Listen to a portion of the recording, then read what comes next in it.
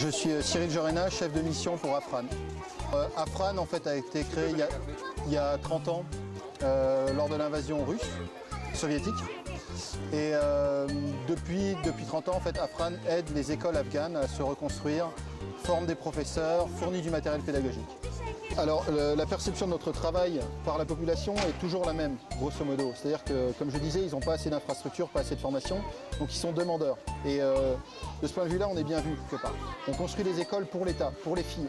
Donc on ne peut pas aller faire ça, par exemple, dans des zones qui sont complètement talibanes, parce qu'ils refusent l'éducation pour les filles, parce que ça serait impossible, tout simplement. Donc on travaille que dans des zones qui sont suffisamment sécurisées pour que le travail puisse être fait. On met en place des outils qui seront utiles peut-être plus tard, dans 10 ans, 15 ans, je ne saurais pas chiffrer.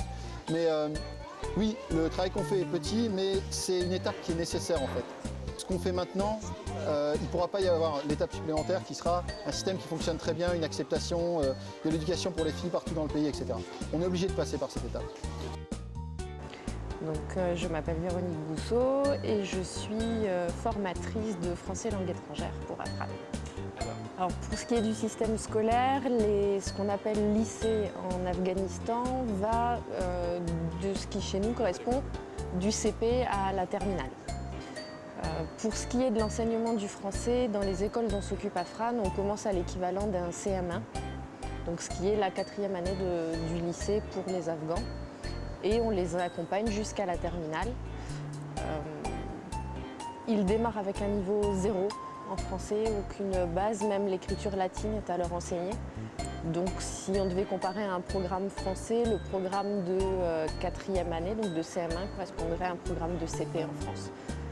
Voire de fin de maternelle, apprendre à lire, à écrire, et puis commencer un petit peu à apprendre à se présenter, des petites choses basiques. Ce que l'on vise, c'est à leur faire avoir au moment de la terminale un niveau de français qui leur permet de communiquer de façon assez simple sur ce qu'ils font, leur famille, des actes courants, voilà, de la vie quotidienne. Ce qui est assez difficile pour en venir à la deuxième partie, eu égard aux professeurs. On a, par exemple, sur Jalalabad, 2 professeurs français qui ont passé les examens du DELF, donc c'est le diplôme élémentaire de langue française, qui est un diplôme du ministère de l'Éducation en France, reconnu. Et on a tenté de leur faire passer un niveau juste au-dessus de celui qu'on demande aux étudiants. Sur les 2, un des 2 a échoué, l'autre l'a eu. Et ce sont des professeurs avec qui on travaille tout au long de la semaine.